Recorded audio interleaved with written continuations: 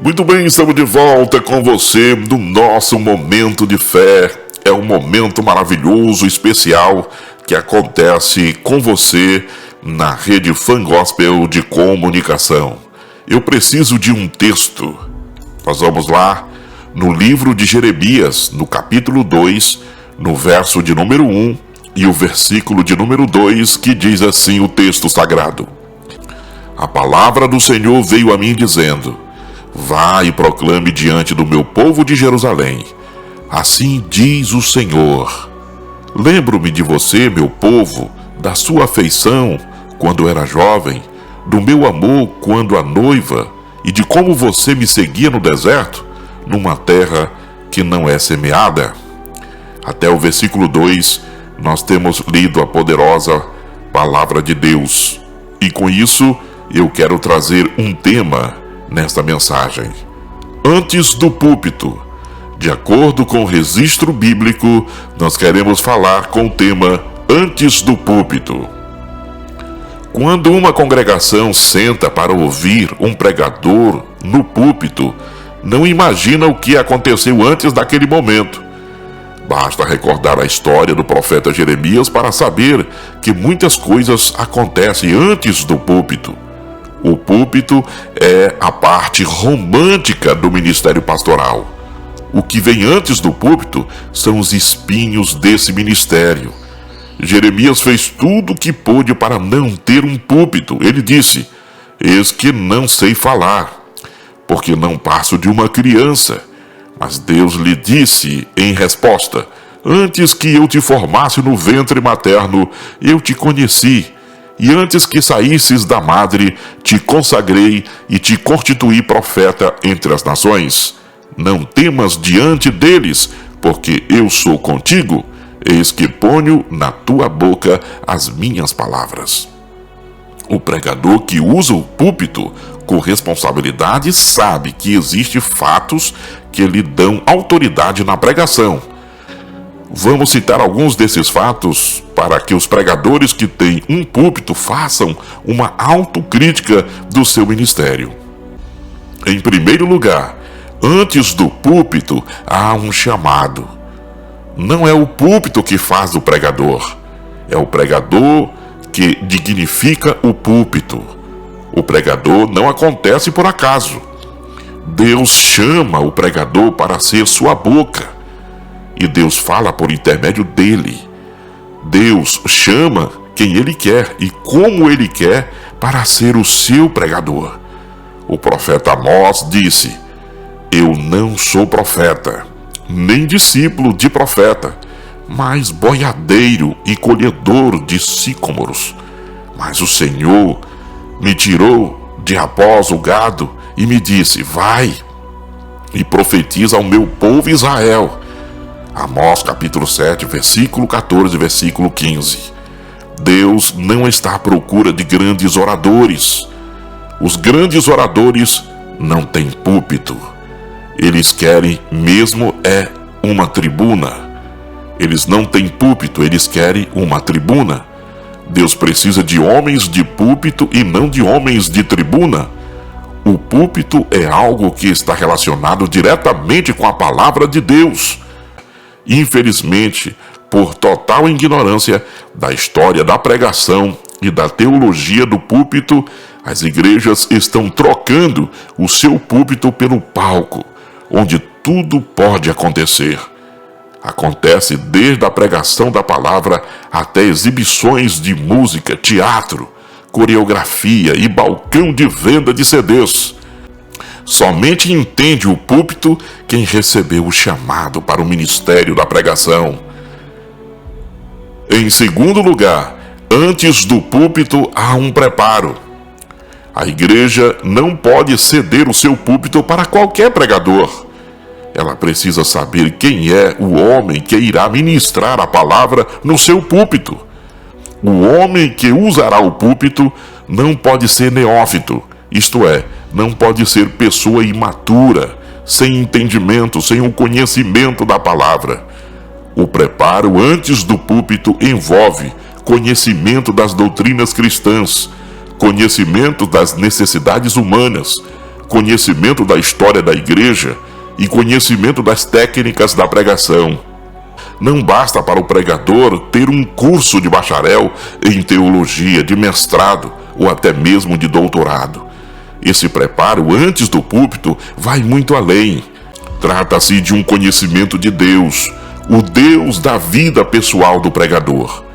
Por isso, Paulo teve a ousadia de fazer este desafio: sede meus imitadores, como eu também o sou de Cristo. Em 1 aos Coríntios, capítulo 11, verso 1. Em terceiro lugar, antes do púlpito há uma luta. Pregador que usa o púlpito antes de ter enfrentado uma luta espiritual não pode ser considerado pregador.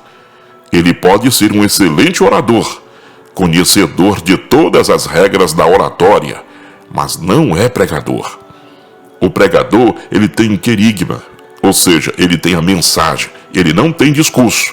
Portanto, pregador não é aquele que faz um discurso. Satanás não gasta o seu tempo com discurso. Ele é capaz de convocar as suas hortes demoníacas para impedir o querigma, ou seja, para impedir a mensagem que está para ser pronunciada no púlpito. Você já prestou atenção quando a gente faz uma festa, que a gente convida o pregador, que há uma luta espiritual muito grande para o pregador poder chegar ao local do evento?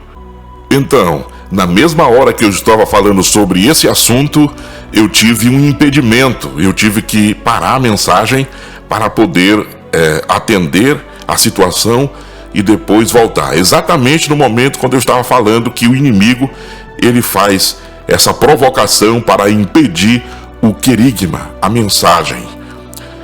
Essa luta de Satanás com o pregador acontece antes do púlpito.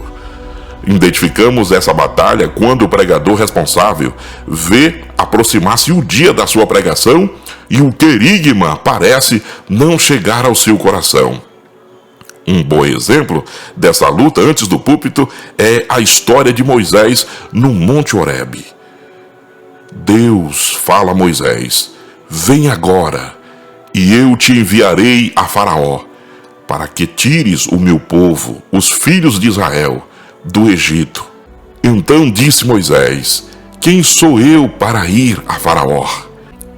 Eis que quando eu vier aos filhos de Israel e lhes disser: o Deus de vossos pais me enviou a vós outros, e eles me perguntarem: qual é o seu nome? O que lhes dirás? Eu sou o que sou. O eu sou me enviou a vós outros. Essa passagem está registrada em Êxodo capítulo 3, versículo 13 e versículo 14. Essa luta de Moisés para aceitar a sua missão de libertador corresponde à luta do pregador com Satanás antes do púlpito.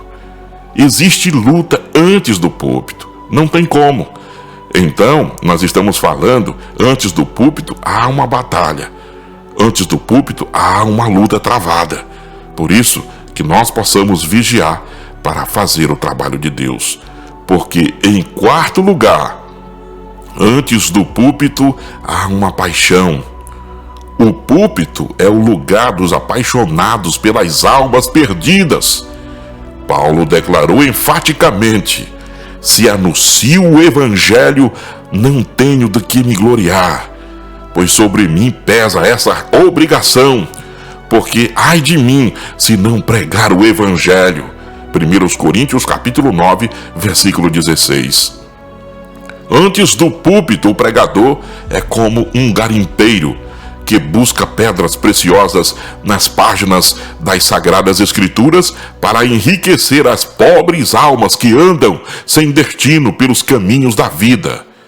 A pregação do púlpito é o desabrochar de um coração cheio de amor pelas multidões aflitas e exaustas, como ovelhas que não têm pastor. Púlpito não é lugar de políticos. Eles têm os seus palanques eleitorais. Também não é lugar de astros. Eles têm o seu palco e seus fã-clube para aplaudi-los. Púlpito é para pessoas que amam a Deus de todo o coração, de toda a alma, de toda a força e de todo o seu entendimento, ama o seu próximo como a si mesmo. Paixão exige renúncia, sacrifício e ação.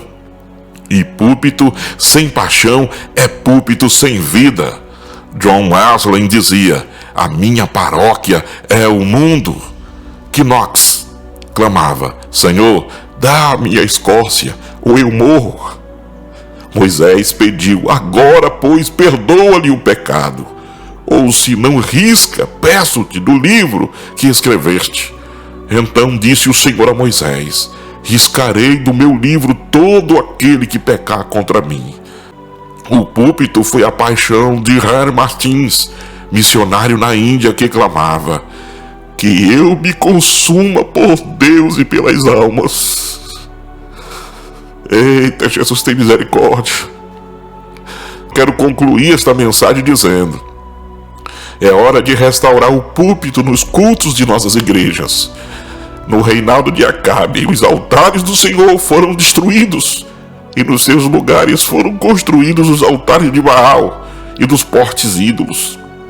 A palavra de Deus estava totalmente esquecida em Israel, até que surgiu um profeta, Elias, e resgatou o altar do Senhor, que estava em ruínas. Então Deus se manifestou nesse altar reconstruído, o que vendo todo o povo caiu de rosto em terra, dizendo: o Senhor é Deus, o Senhor é Deus, o Senhor é Deus. Aqui está esse tema tão envolvente aos nossos corações sobre antes do púlpito. Nós falamos de 4 situações. Antes do púlpito há um chamado. Antes do púlpito há um preparo. Antes do púlpito há uma luta. E antes do púlpito há uma paixão.